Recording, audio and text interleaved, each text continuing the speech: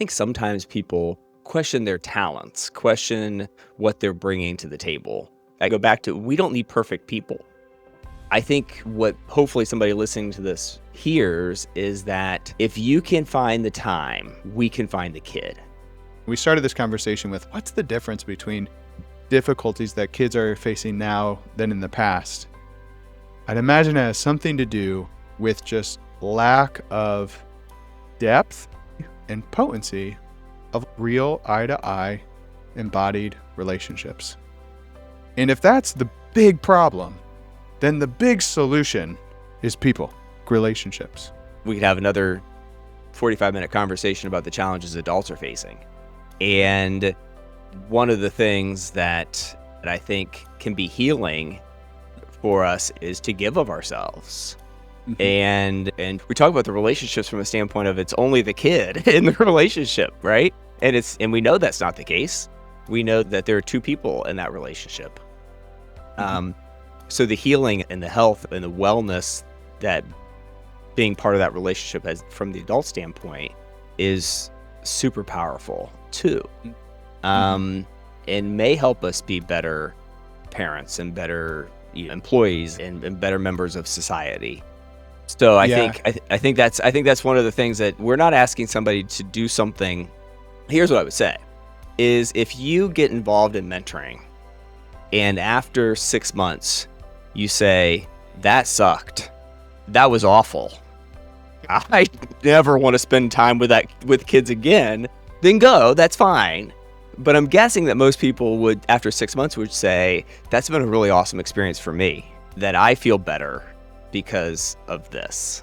Who was the mentor in your life who made all the difference? Or maybe you didn't have one. Who did you need back then? Welcome to the Mentoring Partnership of Miami County podcast, where we shine a light on those walking alongside kids with harder stories here in our community. If you want to show up for a kid from a hard place, complete the no commitment form in the description and we'll guide you down the path that best fits you. Now join us as we explore the transformative power of showing up and how becoming the person you needed can change a child's life and maybe even your own. Hey listener, we are jumping right into part 2, a really rich, deep end of the conversation with Dave. I just wanted to ease you into it and remind you to listen to part 1 if you haven't. And this end of conversation is so rich with vision and mission and call to action. And I just want to encourage you, this is hitting me kind of deep right now, is every single small action digitally that you take a step in, whether that's rating, reviewing, following, reposting, sending, sharing, liking, all of that is a part of being the voice of the child. Each time you do that, it helps the algorithm say, wow, this is valuable. And when the algorithm says it's valuable, it sends it out to reach more people. If it reaches more people and one of them converts into a mentor, that's one kid that you helped just by extending that digital reach. So we're inviting you into that growing digital cohesive tribe that becomes the collective voice for the kid from the hard place. So enjoy the rest of this conversation and please do those actions and leave us some feedback and let us know if you need anything. Thanks. I go back to, we don't need perfect people. I don't want people. Yeah. It's people who have scars and their own baggage and who are bad at, who don't know the rules of soccer, who can be willing to maybe get a little bit out of their comfort zone and be vulnerable to the degree that it takes to connect with a child. Kids aren't scary, it's kids. Most kids are really similar in that once they see that someone cares about them, they will engage. They'll be open. And don't get me wrong, there are some kids that are harder nuts to crack out there, but I think that there are these conceived reasons that people think they can't do this. And I think what hopefully somebody listening to this hears is that if you can find the time, we can find the kid. Oh, yeah. If you can find the time to make a commitment, a regular commitment, then we'll find a kid out there who would benefit from that.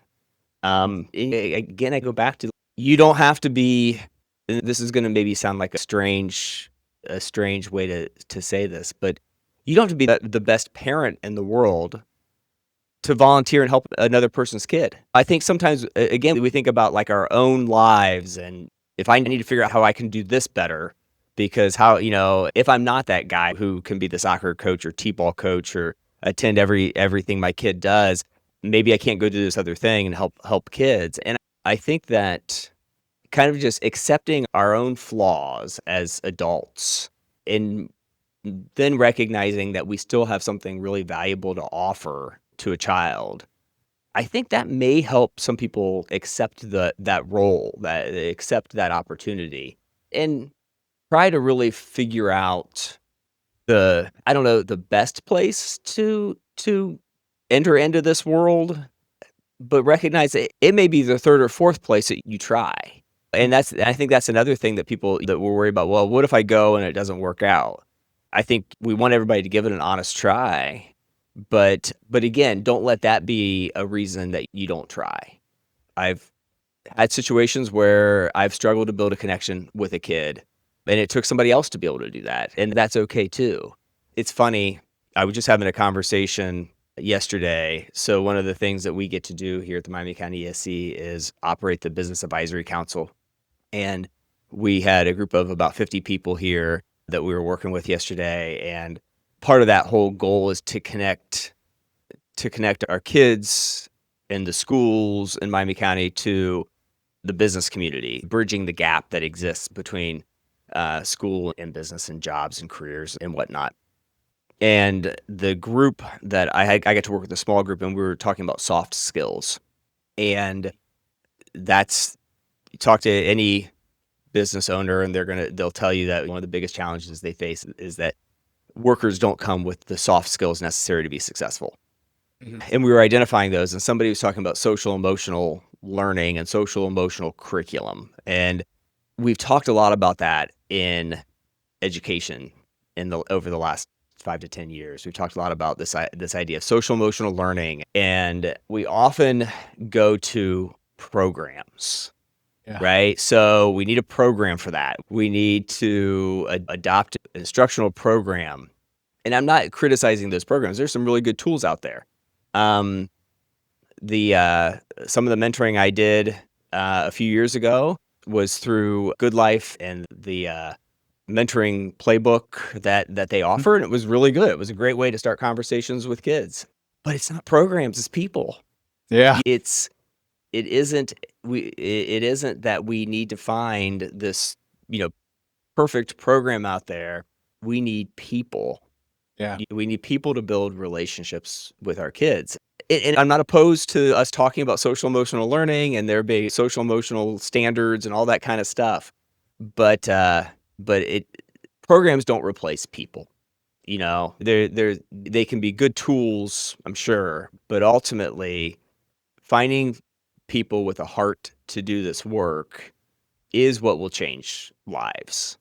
No one, I kind of go back to something similar to what I said earlier. Like, no one has said, I was really struggling, and in the 4th grade, we adopted this SEL curriculum, and my life changed.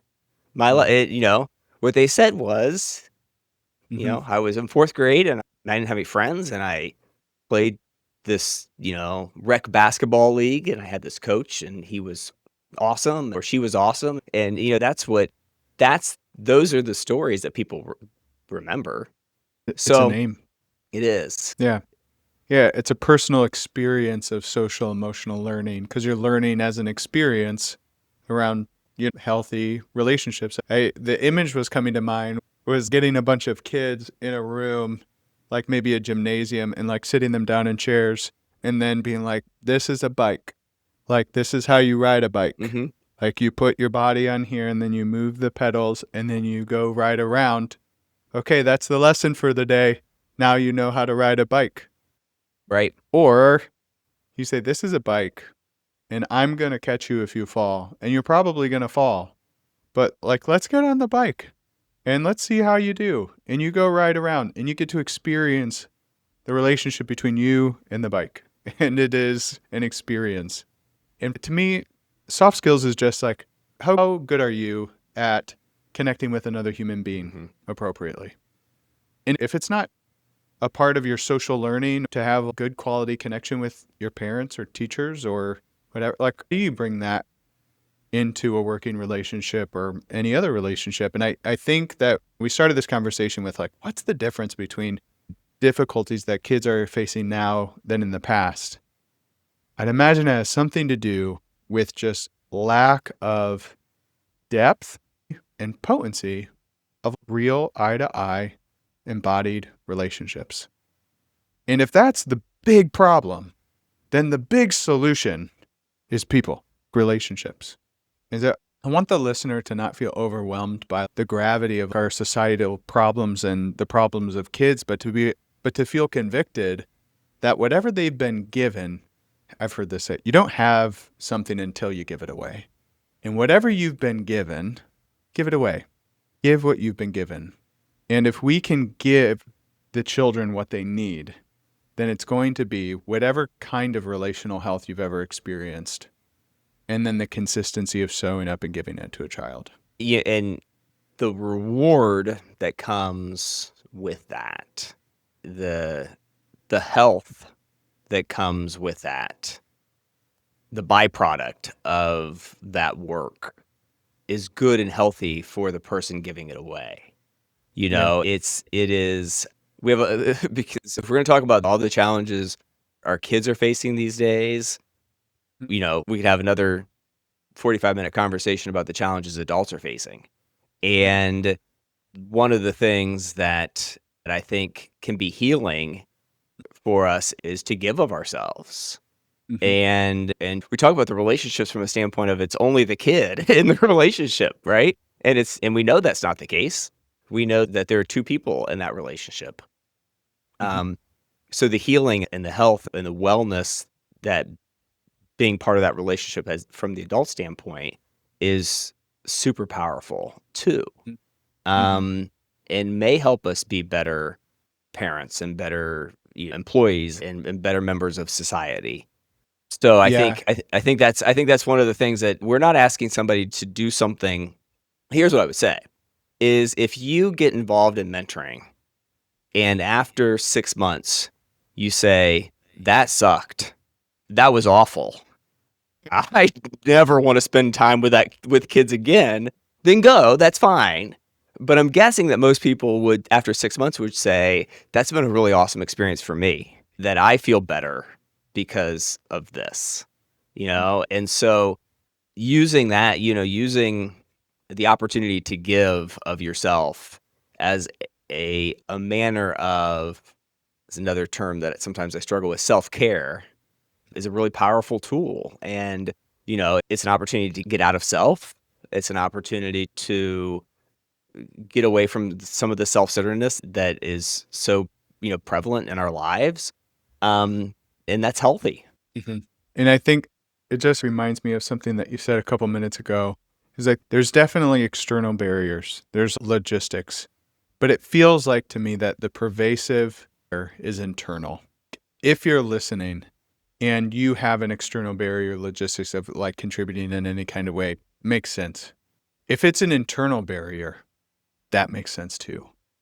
And as a community of mentors and guides, other mentors and peers and teachers, our role is to help bring down those internal barriers as low as they can go. And the external barriers, finding the right fit that fits your life within proximity and timing, but the internal barriers as well, enough for you to take that step over that hurdle that hopefully now is at your feet and not at your waist, and can say, I'm interested in talking more about this, at least. And if that is where you are, then we want to talk to you. We want to hear what are those other internal barriers. Maybe you've been mentoring or working with kids and you still have internal barriers that means that you're healthy. That means that you have some sort of wondering, am I doing the right thing? That probably means that you're on track to doing the right thing and caring well for a kid.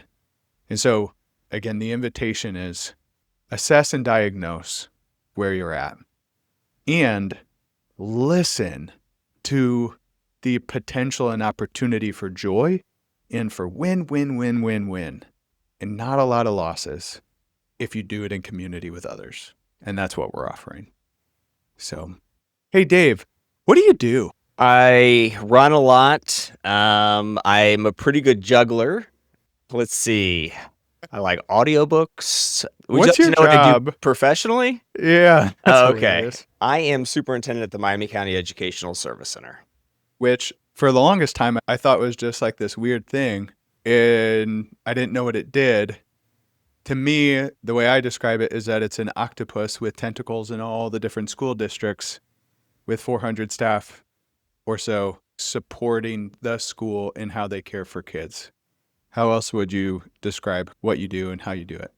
So we still might be kind of a weird thing, but I truly believe in our vision and mission.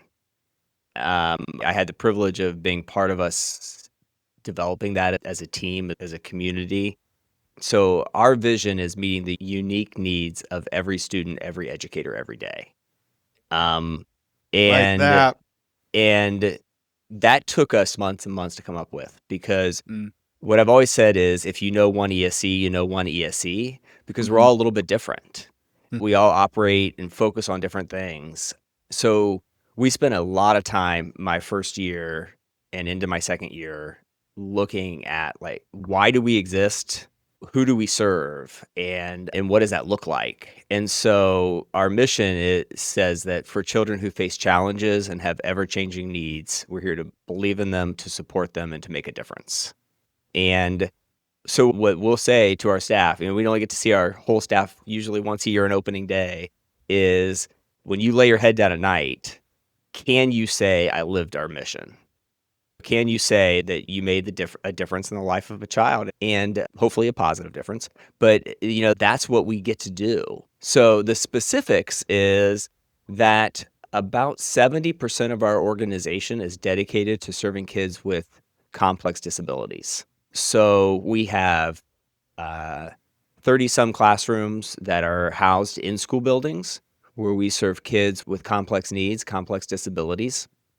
We have a separate facility out at Miami County Board of DD where we serve about 45, 50 kids who have really high needs.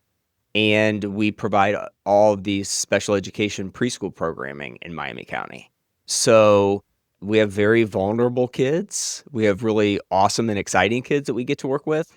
And we have teachers, and we have paraprofessionals, and we have related service providers who serve those children and partner with districts to be able to meet those kids' needs.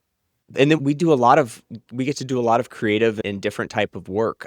So I mentioned our Business Advisory Council. We have a Career Connections team here who work with our schools to help kids navigate what to do post high school and what skills are lacking to help them be successful when they graduate.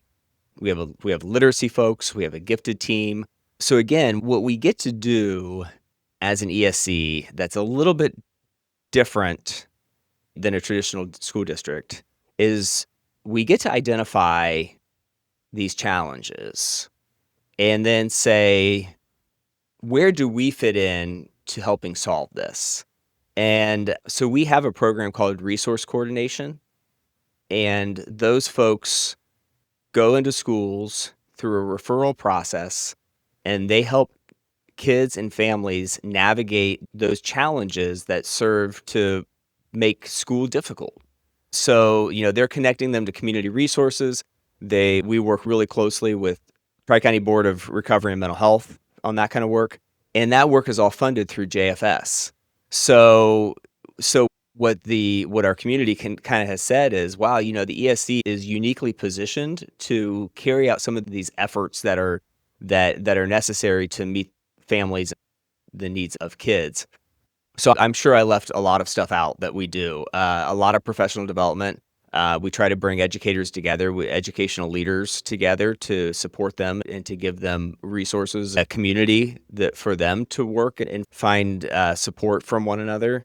It's a really awesome organization to get to be a part of. And our folks work really hard. It's they're challenging jobs and they're really rewarding jobs.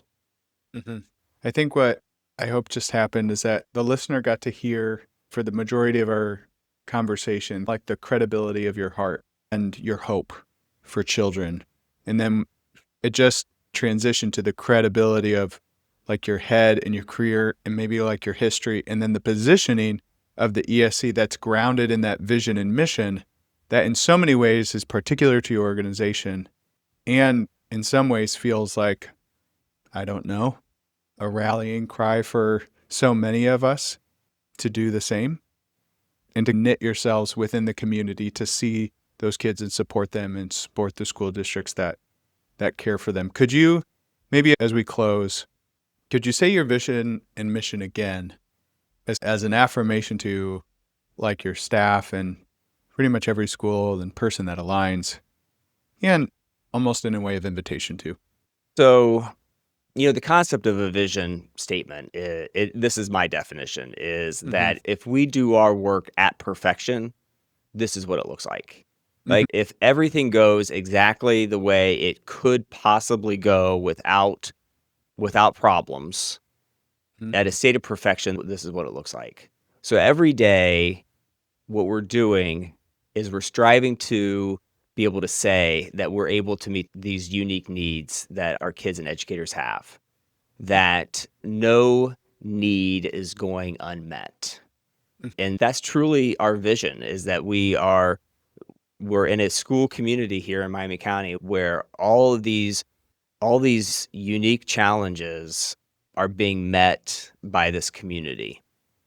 So the way we work towards that is that we recognize that our kids come to us with challenges, that our kids have faced challenges regardless of where that child comes from, regardless of zip code, regardless of family dynamics. Our kids face challenges, and that those needs that are out there may look different tomorrow than they look today.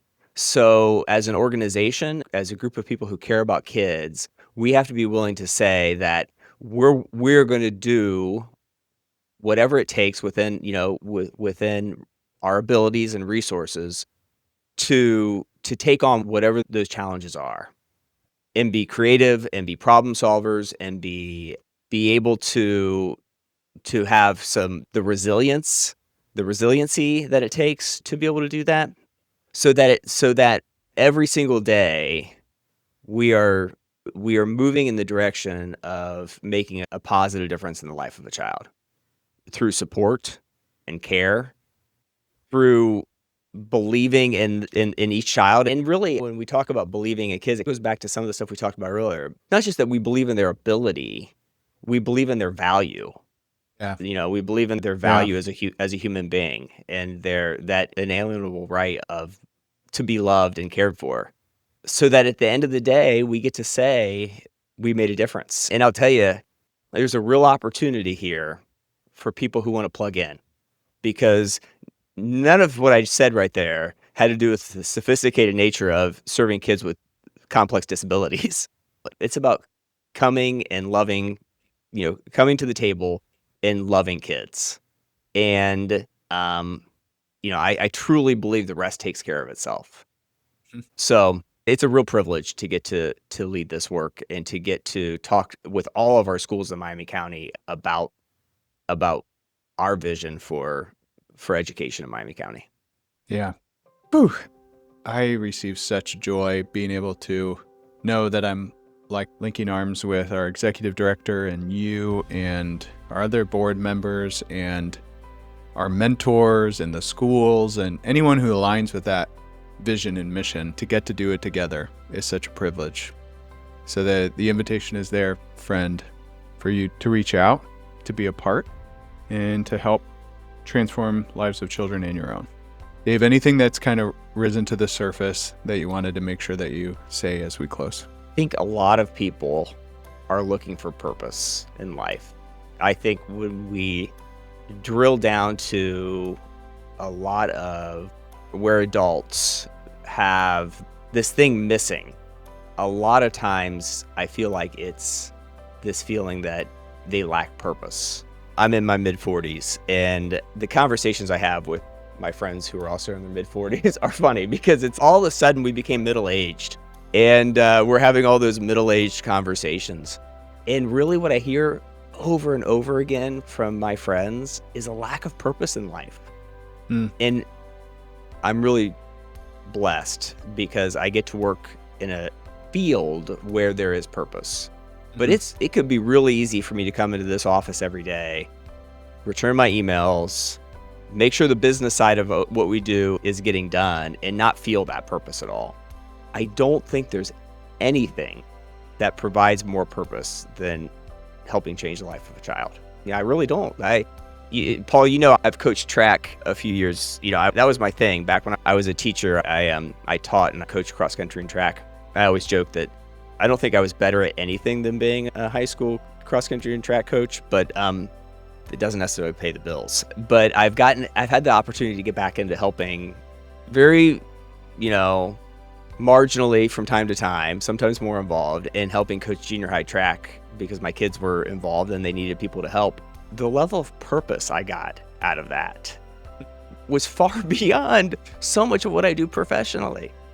And I have a pretty important job. And I was getting filled by the hour and a half I had to work with these kids.